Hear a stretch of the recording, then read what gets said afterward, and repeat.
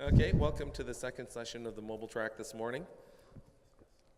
I want to introduce Ray Kimble, who's going to be moderating this panel on the wonderful work that the GSMA has done with the NSTIC pilot, which has ultimately resulted in, I think you just completely destroyed it.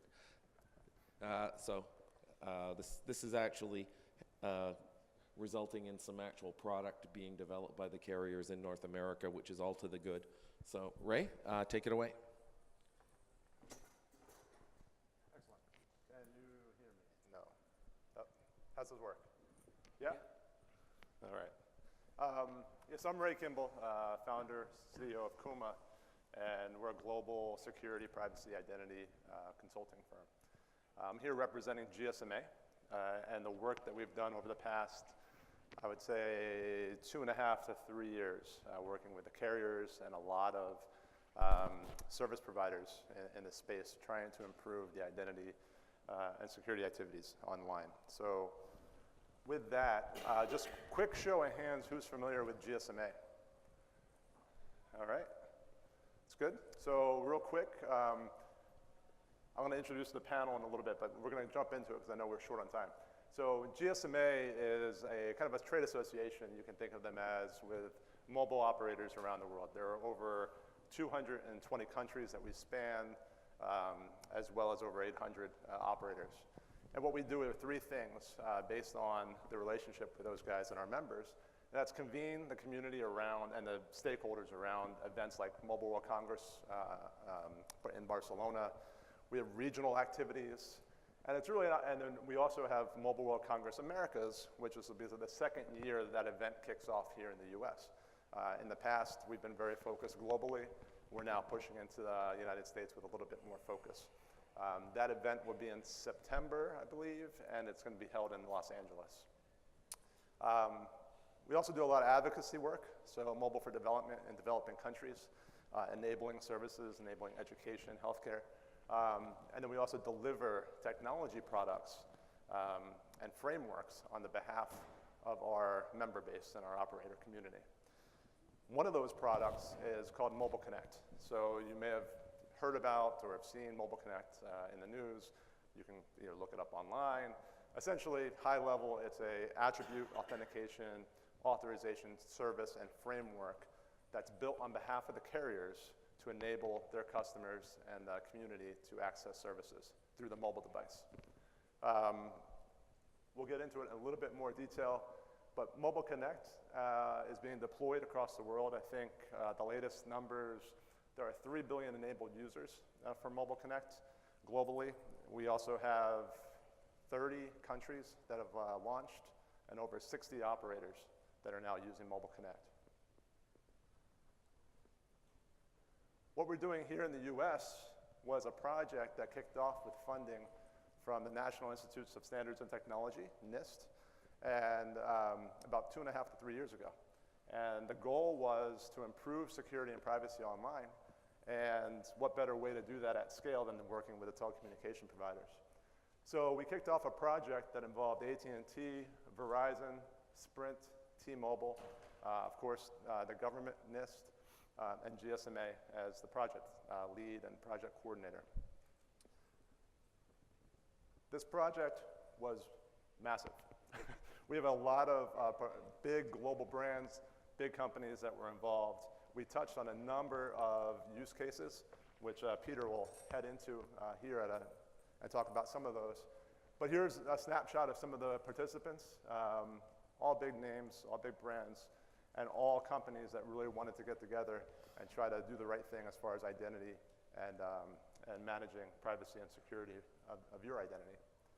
So with that, I'm going to hand this over to Peter Graham to run through the use cases. There are a lot, and we have limited time, but I'm sure we're going to leave some time for questions afterwards. So, thank you. Thanks. So my name is Peter Graham. I am co-founder and managing director of a small company, PSG Solutions. We do software development primarily in the mobile space, and we also have a consulting arm.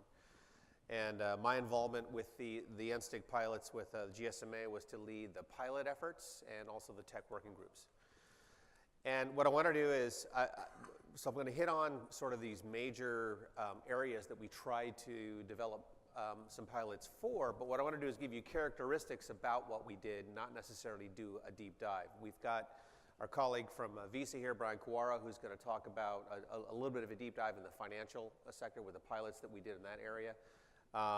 But as Ray indicated, there was an awful lot of work. It's hard to summarize 2 years worth of work in 3 minutes. So what I want to do is give you some characteristics. First, I'll talk about the user journey, and then we'll look at how we sort of applied that to these various use cases. So think of the user journey with Mobile Connect is once I've registered for the service, at that point my phone number is, or my mobile number is simply my identity. So I sign into a Mobile Connect enabled website with that number. There's a lookup service that says, okay, who's the MNO that this phone number resides with, and what is the gateway? And that's important as well. What is the gateway that we need to send this to so it can process that transaction? This is from a logical point of view. So once that happens, I'm sent over to my MNO. We have Verizon here today, and Bjorn Hjelm is going to talk a little bit about their involvement in this program and also their interest in this in Mobile Connect. Once I've done that, my MNO now is serving as my IDP, right? So they're going to authenticate me to the service. They're going to whatever attribute sharing component that I've opted in for. It could be age gating. It could be anything that I've opted in for that's required for that transaction. They're going to manage that for me. So in my view, one of the things that I was really interested in with this effort was that when I looked at what Mobile Connect represents and what the MNOs represent is that it's an IDP in the truest sense of the word, which I don't know that exists really in today's marketplace.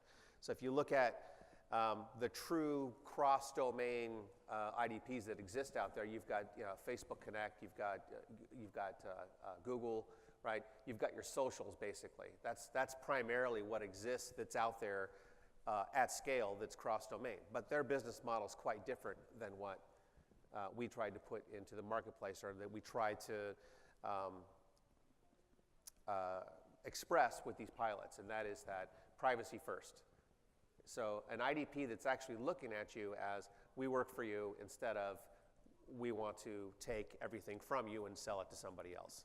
So we ran a number of these pilots in the financial sector, consumer goods, healthcare, e-government, healthcare, and we didn't focus on specifically on, and this was intentional, the online experience. We wanted to embrace identity in its whole. So not just online, but brick and mortar experiences. So in a moment, we'll talk about from the financial aspect with Visa, what we did, which was very much based in brick and mortar. But for example, healthcare and consumer goods. We ran a pilot whereby we teamed up with an organization out of Madrid who is a manufacturer of vending machines, but they're vending machines that can provide custom experiences, right? So they build the machines and a platform called Nudo that allows me, as I'm approaching the machine, to push offers to me, that kind of red carpet type experiences. That's what we were looking for, not just authentication, but red carpet type experiences because of my identity. So I could get pushed offers, things of this nature, and then I could engage with the machine, use points, use my phone to make a purchase, use Mobile Connect to authenticate that purchase, whether it be in the healthcare space. We did something with prescriptions. We did something with age-restricted items, so think alcohol, tobacco, that kind of thing.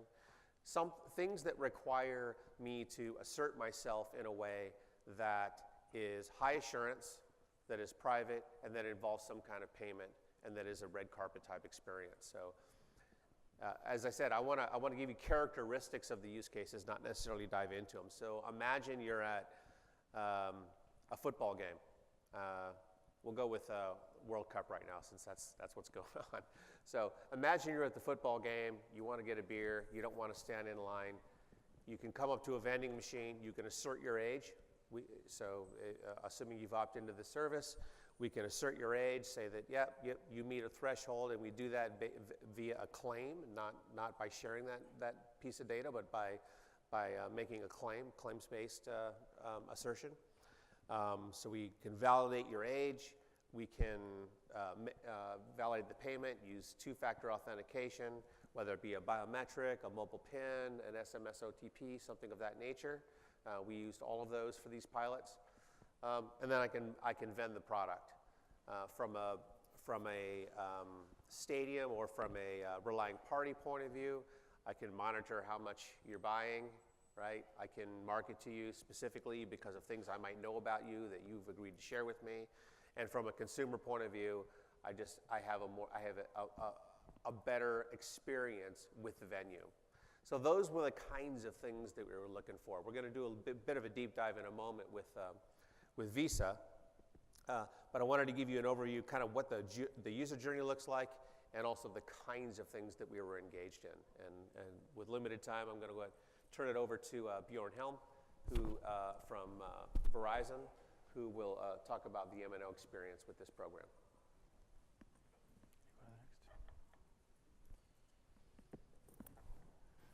So, why did Verizon get involved in this? So, one main reason was to develop this digital ecosystem. So, were the mobile device in the center, we saw ourselves as being part of this ecosystem, and we also saw a value through leveraging what we know about the communication about the user, how they interact, to use that existing assets as part of these authentication flows. And again, to foster this evolving digital ecosystem. So the customer experience and expectations is opting up the game. And we also saw that this could create new opportunities for us in terms of how we interact with the users, how we can better serve them. The other key element was to create interoperability. It feeds into developing this ecosystem, but we want to ensure that there were interoperability. Much of our cost factors has to do with lack of interoperability.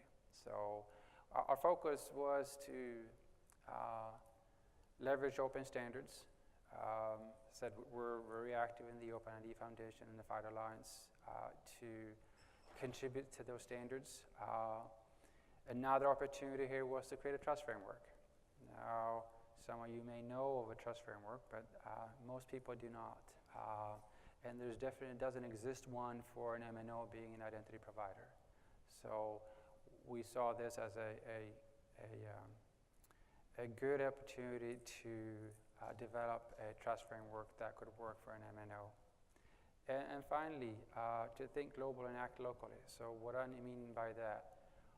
Well, whatever we deploy should be interoperable globally. So that's part of the value proposition from Mobile Connect. But as with all services, they are local. What works in one part of the region of the world or a country is different from other regions. What requirements are in Europe is different from India, is different from US. So we wanted to develop this ecosystem and also what market forces are that we exist in here in US. With that, I'll hand over to Brian.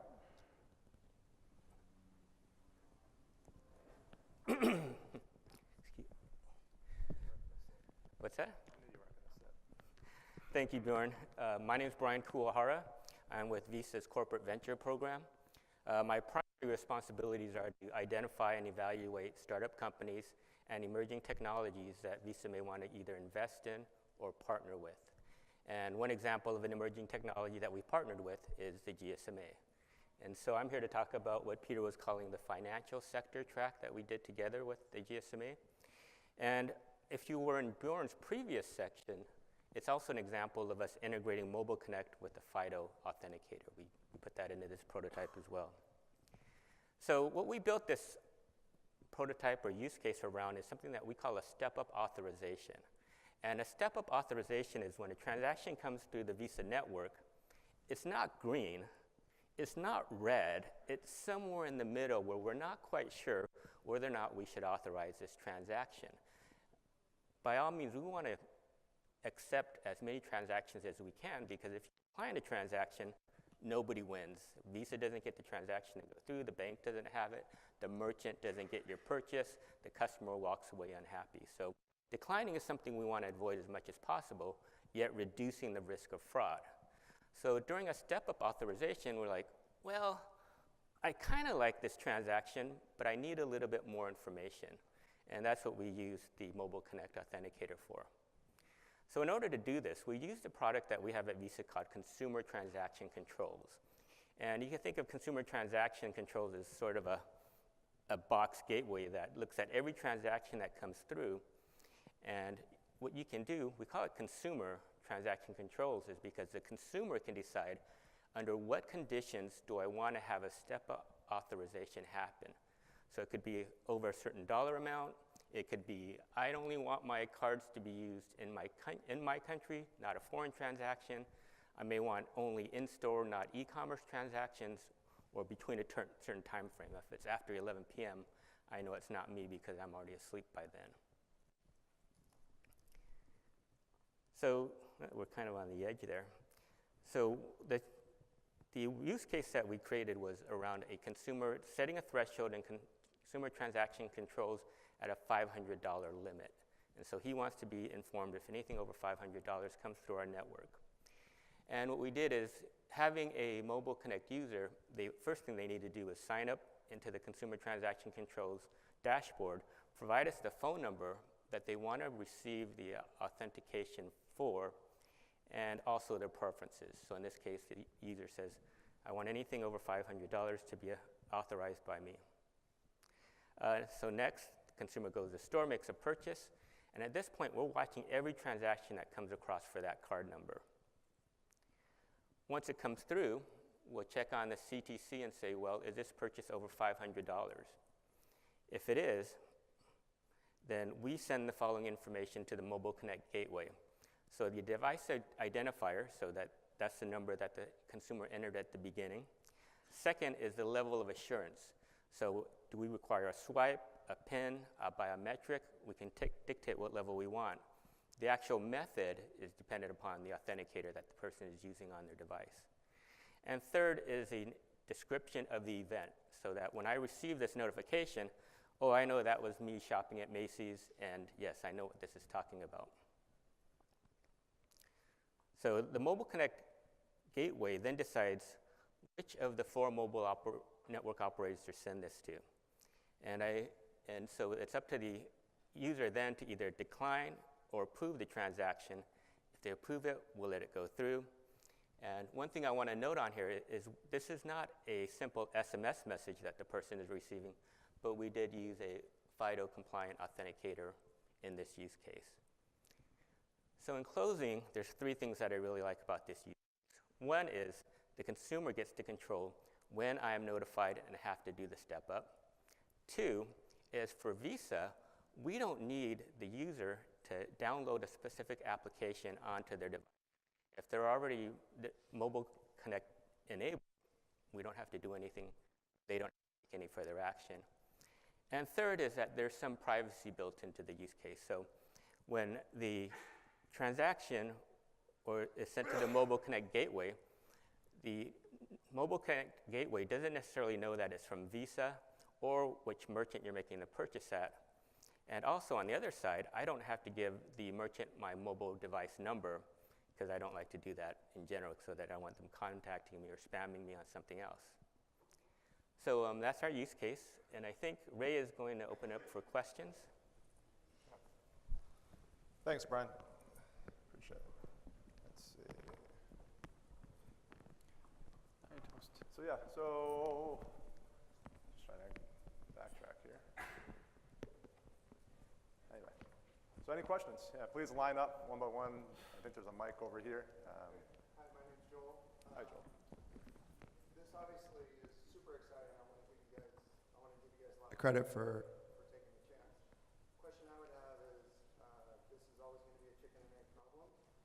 have very important assets, and all of them are very good, but you need more players in order to be able to bring the whole market the solution.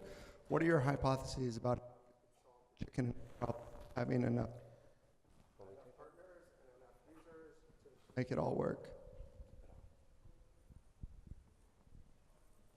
Yeah, I'll take that one. So that's always the issue whenever you're trying to get something to go viral in this business, right? So we have models for cross-domain type identity products that have gone viral with Facebook and with Google, right? I mean, it's turning into a NASCAR sort of thing. But the reality is, one of the reasons why GSMA or why NSTIC, I think, which I don't know what they call it anymore these days. NSTIC's probably not a thing, but NIST, we'll go with that, funded these pilots is because of that very thing. Because if you get the 4 MNOs in the United States, we're talking, right, the 4 big ones, Sprint, T-Mobile, AT&T, and of course Verizon, and you take everybody, you take that subscriber base is somewhere around, when you look at the total number of unique accounts, it's about 480 million accounts, which is more people than exist in the United States, right? Because we have multiple accounts, sometimes with work and whatnot. So that is very much the chicken part of that, right? If we can bring you 480 million, if I can bring Mr. Relying Party, say Best Buy or Target or somebody like that, I've got 480 million users that have been identity proof to a very high degree of certainty. Think about what it takes to establish an account with a mobile network operator. They want to make sure I can pay for that device before I walk out, right? So I have to, they're going to make sure that I'm financially, that I live at the place where I said I live, that I am who I say I am. That is extremely valuable.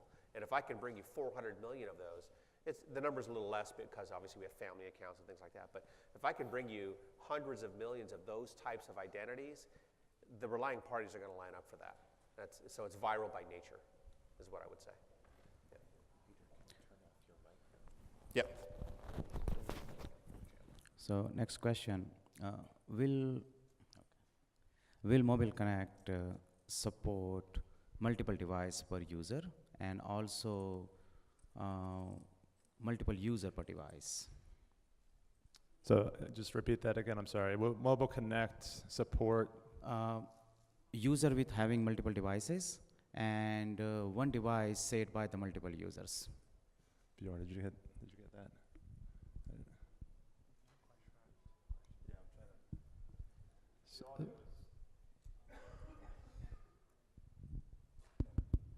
So the question is, how do you deal with one device with multiple users?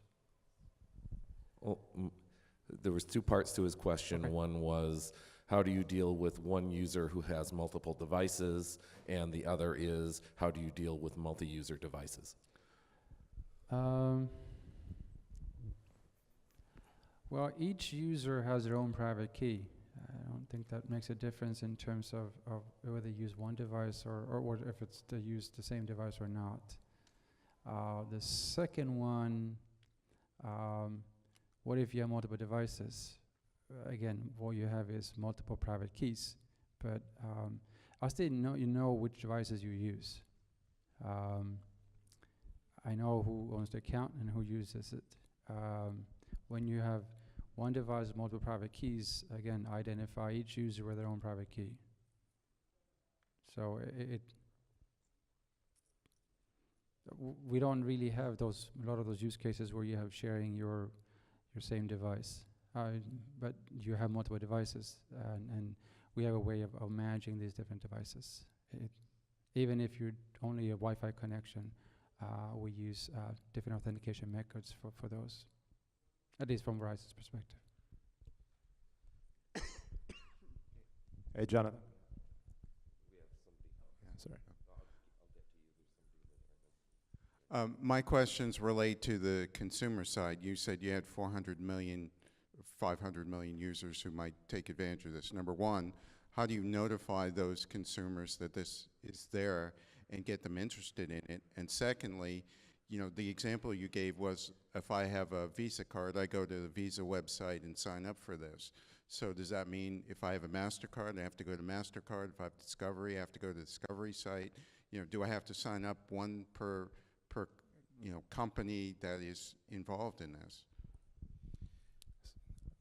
Yeah, so I'll take that and then maybe hand it off to you, Brian, at the end there, since.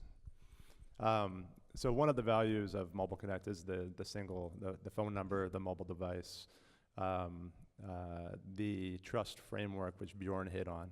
So there's multiple regions are deploying Mobile Connect in different ways. There are some that still do the one-to-one contracting model, but that's not sustainable and that's not scalable. So what we're looking at here is putting in place a one contract model, if you will, or a federated contract model. That obviously has a lot of work when it comes to liability and such spread across different RPs or service providers. But that's currently what we're exploring. So I don't know if you want to touch on the Visa. And to answer the question, I know there's a MasterCard representative in the audience, and we would love to work with them as well. So yeah, for the credit card question, the way we envision this working is that you get your credit card or your Visa card from your bank. The bank owns that relationship with you. So we as Visa, we would never do anything with your account without your bank being involved. The bank cherishes that relationship. The bank is our customer, and we don't want to upset that balance. So the way you would do this, when I was showing that you would enter your mobile device and your thresholds, you would do that through your banking application. So if you're using Bank of America, you will log into your Bank of America account. So one thing that's very important about that is you're being authenticated by your bank, first of all, before you can set these settings on your card, and then those go forward for that particular card. So you could do it for as many cards as you want, and you can actually use the same mobile device because it'll just be coming from different sources going to the same device that's registered with Mobile Connect. Now, as far as MasterCard, Discover, and others, I personally do not know whether or not they have a tool like consumer transaction controls, so I can't answer for them, but certainly if their bank has that ability, they could do that if they want to connect as well. But my general question wasn't whether it's MasterCard or Visa. The general question was the consumer has to do it per relationship that will be covered by this. So if I wanted to do, Anheuser-Busch, I have to do Anheuser-Busch. Yep. If I wanted to do Coors, I have to do Coors. If I have two Visa cards with two different banks, and I have to Yeah, yeah. So I have to do this multiple times. It's not a single do it once, it covers everything. No. So I understand. I understand the question. So you can register for the service in multiple ways. It could be with a relying party with the bank, as Brian indicated. You could do it with your MNO, with Verizon, if that's your MNO. You could do it at anyone who's subscribing or who's consuming the service. Say it's Best Buy or Target or whoever it might be. You can register the one time, and once you've registered the one time, you're now registered. You don't have to. It's not a point-to-point relationship with all the relying parties. Once you've registered with the service, the point-to-point relationship that you really have is with your MNO, right? That is your IDP.